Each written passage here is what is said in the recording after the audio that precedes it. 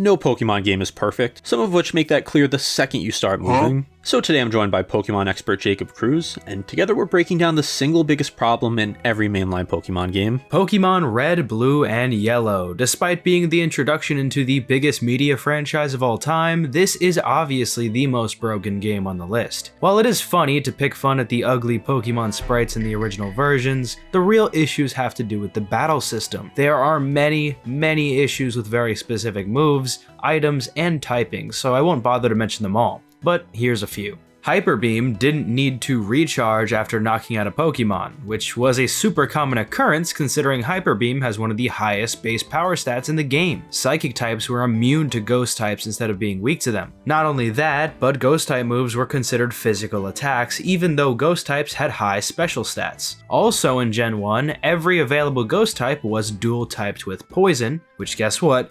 Makes them weak to physical type moves. And if all that wasn't enough, the only ghost type moves that could deal damage were Lick and Nightshade. I mean, talk about making a type completely useless. Next, the freeze status effect was basically permanent unless you had a curing item for it, instead of the typical 20% chance to thaw out every turn. 100% accuracy moves could potentially miss, focus energy and dire hit reduced your critical hit chance instead of increasing it, wrap, bind, and fire spin could completely prevent enemies from doing anything. Overall, I'm sure you could tell by now how fundamentally broken everything in this battle system was. Pokemon Gold, Silver, and Crystal. These games are often remembered as a step forward for Pokemon, fixing a lot of the previous technical issues in Gen 1, which is true. However, what was fixed in the battle system was ruined in other ways. While I originally felt like Gen 2 struggled with the selection of new Pokemon, I think the bigger issue is making your team suitable for the late game. Gen 2 isn't particularly hard for the majority of the adventure. In fact, it's pretty easy at some parts, maybe a little too easy. See, in Gen 2, Game Freak wanted to give the player the option to play the game a little more freely in the middle portion of the gyms. Basically, you reach a crossroads and get to choose the order in which you beat certain gym leaders. This was great for replayability, but in terms of balancing, it was terrible. What ended up happening was that these gym leaders caused extremely unbalanced leveling for the trainers leading up to them. Of course, Game Freak wanted to make sure that you could complete these in any order, but what ended up happening is that the linear scaling of levels was interrupted to make this possible. Later on, when you reach the 8th gym leader, there's a massive jump in levels, and while this later part of the game does eventually try to balance things out, the damage is already done. Your Pokemon are not properly leveled by the time you reach the hardest part of the game, the Elite Four and the Champion. And yes, grinding is a part of any RPG, except in this game, almost all of the grinding is loaded into the final stretch before the Elite Four. Honestly, most of the grinding probably is the Elite Four, because the Victory Road trainers aren't even that strong themselves. You have barely any experience points to distribute across your team if you're running 6 Pokemon, and while we could talk about Kanto and the issues with that part of the game, I think that the fact that the main region of the game, Johto, doesn't even have proper level scaling is the worst part. This is the main storyline, and it gets interrupted by hours of unnecessary grinding depending on your team, and I think this is the worst part of Gen 2. Pokemon Gen 3, the generation that I feel Pokemon really elevated its game visually and technically. This is the point where the games became very appealing in terms of the new style on the Game Boy Advance, and even in the battle system there were a ton of new features implemented, including double battling, which eventually became the main format of competitive Pokemon. Now the real thing I want to focus on isn't battling, graphics, or music, it's actually just that there are so many HMs required in this game. Hoenn is one of the most beautiful regions in Pokemon, some would even say the most beautiful, and to explore it you need an upwards of 6 HMs required to traverse it. Look, I understand that in these early Pokemon games you're gonna have to use some HMs. I'm not surprised that I need to use Surf, and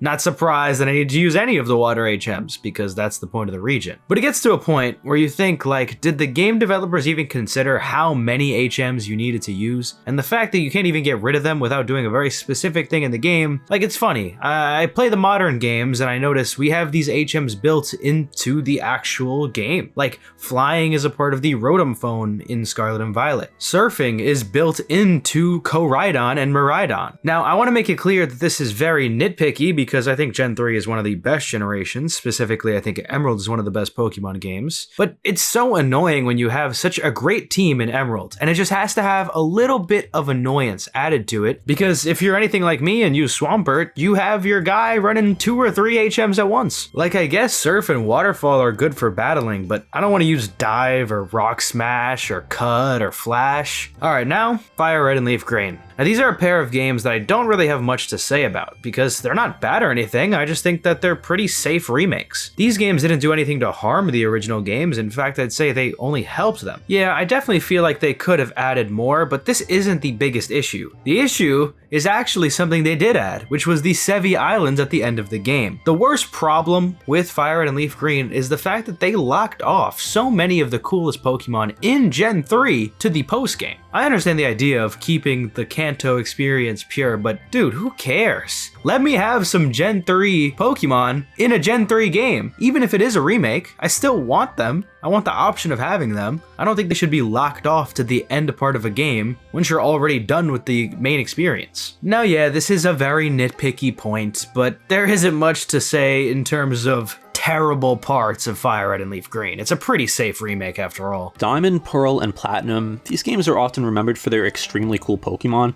I mean, who doesn't love Infernape, Lucario, and Empoleon? And the legendaries are also great. Arceus, Dialga, Palkia, Darkrai. But you know what Diamond and Pearl specifically aren't remembered for? How fast they ran. These games had some of the worst optimizations I've ever seen, which is impressive because the DS is not a console you think of as being hard to optimize for. Like, I understand Scarlet and Violet not running well. It's a modern console, the game is huge, whatever. But DS games are a few megabytes. Why does it take so long to get in and out of battles with wild Pokemon? And in some parts of the game, you really feel this churning. Routes with snow feel like you're actually stuck in a snowstorm, which hey, might be good for immersion, but when you're there for so long encountering wild Pokemon over and over again, and half the time is spent loading while you watch health bars slowly deplete, it just stops being fun. Alright, this is about to get controversial. Look, I know HeartGold and SoulSilver are cult classics. I even talked about both of them in my Almost Perfect Nintendo Games video. People will defend these games with their lives, and honestly, I used to be one of those people, until I played them again and really started to notice some of the issues. Of course, we have to acknowledge that the level curve problem from Gen 2 is back, and it's really not any better. It's the same situation where you end up grinding on the Elite Four just to beat the Elite Four, become the champion, and then move on to Kanto. So I don't want to harp too much on those issues since that already existed in Gen 2, but what is worth talking about is how disappointing the team building still is. They repeated the same mistake from FireRed and LeafGreen by locking a huge number of Pokemon behind the post-game in Kanto. So once again, we're dealing with problems that have already shown up in previous games, and now they're stacking on top of each other. But the real issue I think HeartGold and SoulSilver have is Kanto itself. Kinda just feels like there was a national tragedy the day before you arrived, because the vibe is just so ominous and lifeless. Compared to the culture and beauty of Johto, Kanto feels corporate and empty. Now I don't know if this was intentional. Johto is based on the Kansai region of Japan, which is more historical and cultural,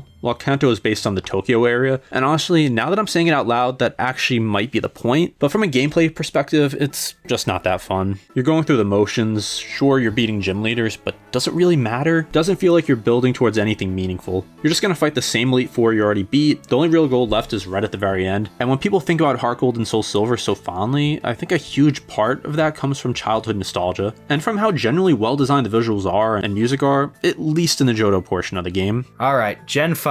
So Black and White are some of those games where I don't really have much negative to say at all. I'll be honest, in my notes, I have question marks of my criticisms of this game. I grew up with Black and White, so maybe I'm a little biased, but I also grew up with all the other Pokemon games too, so maybe that's not true either. The main things that I found that might be an issue with Black and White were the linearity and the bad Pokemon design. Now first, the linearity isn't really that much of a problem per se, but it's something that you definitely could criticize. See, Black and White went the storytelling approach to an RPG. It's still Pokemon like it always is, so it's nothing too deep, but generally Black and White has a very strong story, and to do that you usually need to have a much more linear game. And for this reason, I'm okay with how straightforward the journey is. And the other thing I want to talk about is the bad Pokemon design. Now I don't know if you remember, but on release, Black and White got heavily criticized for, remember the ice cream Pokemon and the garbage Pokemon? Yeah.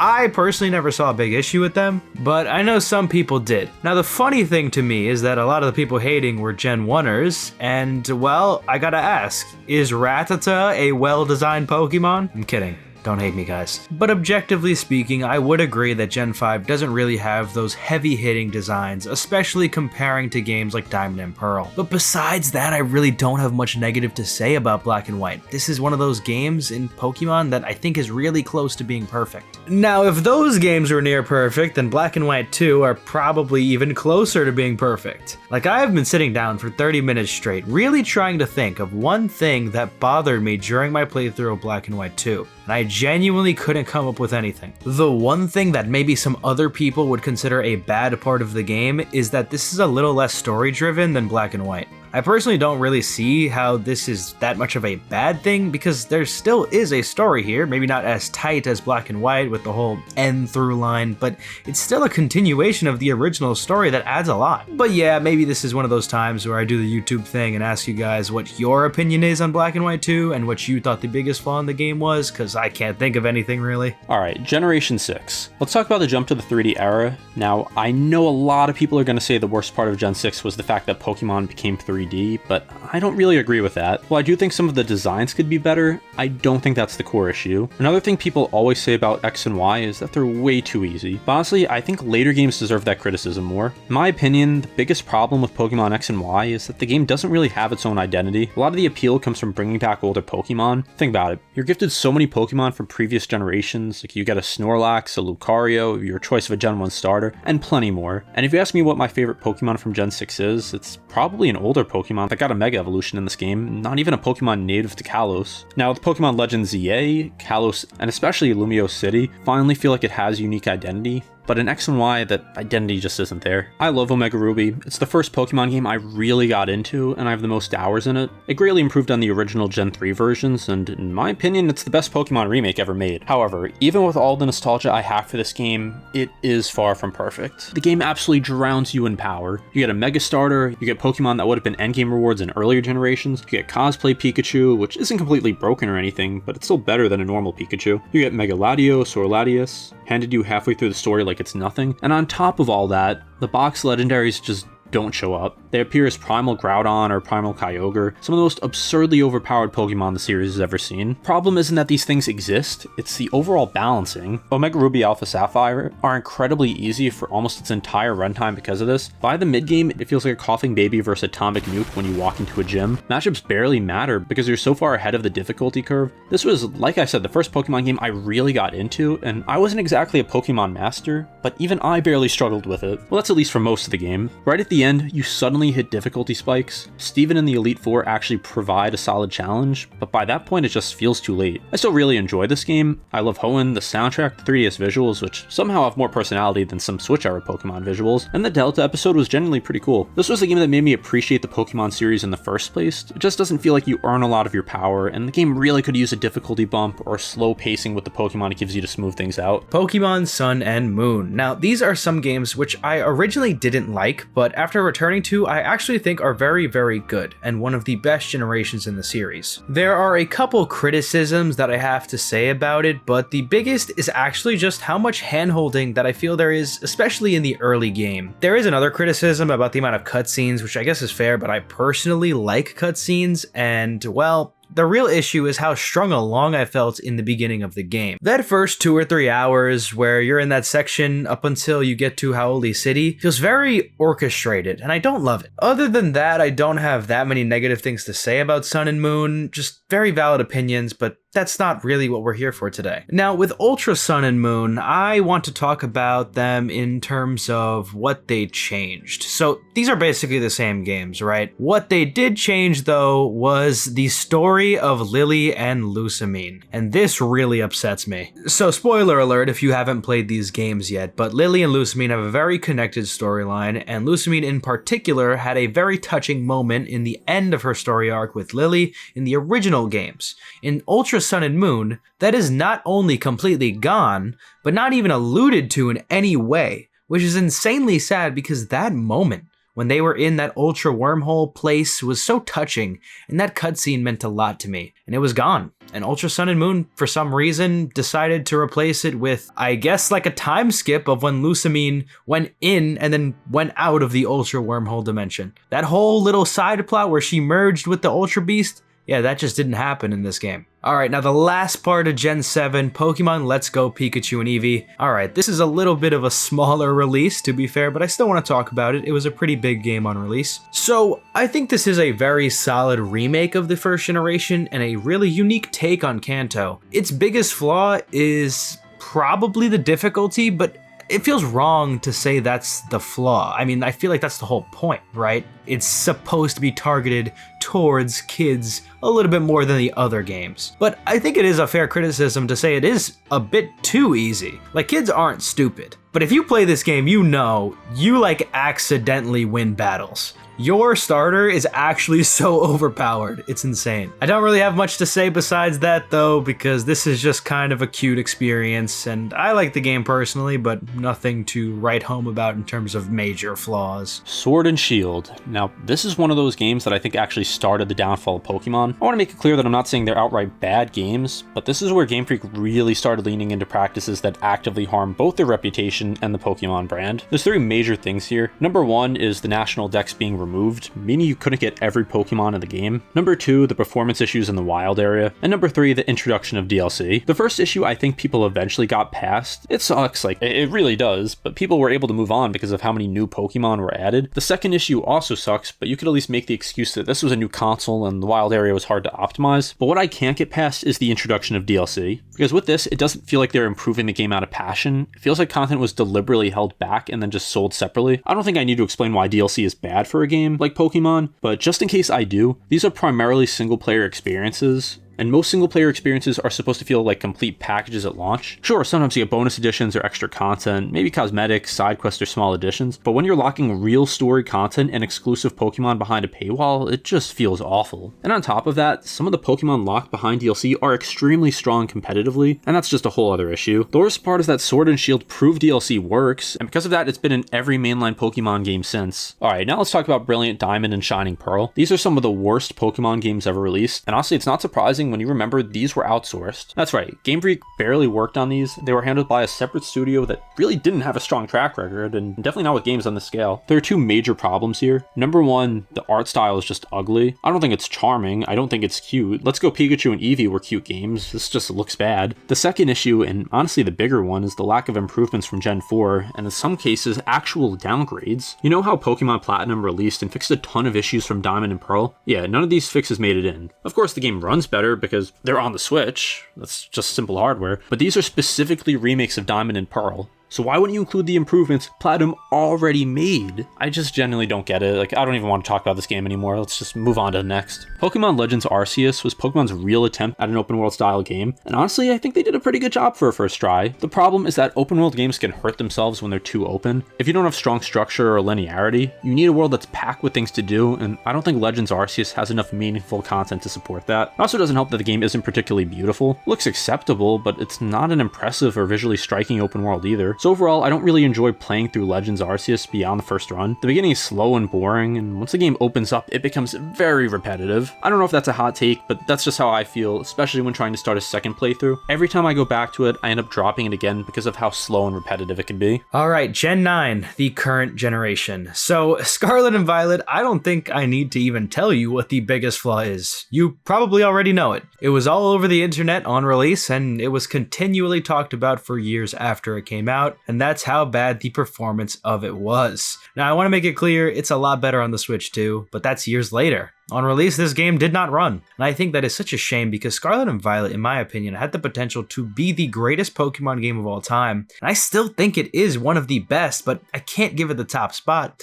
because of the game running at like 2 FPS, genuinely like 2 FPS in some parts in a later area of the game that I don't want to spoil because it's still kind of new. But yeah, if you know, you know. I'm just glad that they fixed it in the Switch 2 version. I could also critique how ugly the game looks, specifically the overworld, but I really feel like the issue is the performance, because it's infinitely better to play at higher FPS and look at an ugly world than look at a beautiful world and have a low FPS. Well, I guess in Scarlet and Violet's case, you had both. So, I understand why people hated this game on release. Alright, last but certainly not least, Pokémon Legends Z-A. This is one of my favorite games I've played in Pokemon, and I think that's because of how different it is. This is unlike any other formula we've seen in the Pokemon games before this, and between the beautiful character designs and the cool Pokemon selection, I think that Z-A is one of those games where its flaws comes not from anything that's genuinely too bad. And now there's one thing I know people will love to critique, and that's the textures of the buildings in the game, and you know what? Fair. It's not very nice to look at flat buildings, but in my actual actual playthrough, I didn't notice this until other people mentioned it. And if that's the case, then I feel like that's not a real major issue. The problem I did notice in my own playthrough is that it's very formulaic with the Rogue Mega Evolution battles. I think it's definitely cool that they have boss fights in a Pokemon game, like real difficult boss fights, especially since they're all basically new designed Pokemon. But when you do this same gameplay cycle of 3 Rogue Mega Evolutions like 3 or 4 times, it kinda gets boring after a while. I think it's ultimately okay because it does encourage you to do a lot of the side quests in between, which are pretty fun, but the fact that the main part of the game gets very repetitive once you get into it just kinda sucks. And that is the biggest issue with every Pokemon game. Thank you so much to Domainy for having me on. If you want to check out my content, I do Pokemon, Nintendo, and some other stuff too, so please come check out my channel, Jacob Cruz. Big thanks to Jacob for helping out with this. He knows infinitely more about Pokemon than I do, so please give him a sub and check out some of his content. If this video does well, I think we'll definitely collaborate on more Pokemon content here, so be sure to support me by liking, subscribing, and consider joining my Discord, and remember to go give Jacob a sub as well. Thank you for watching, Domainy, and I'll see you next time.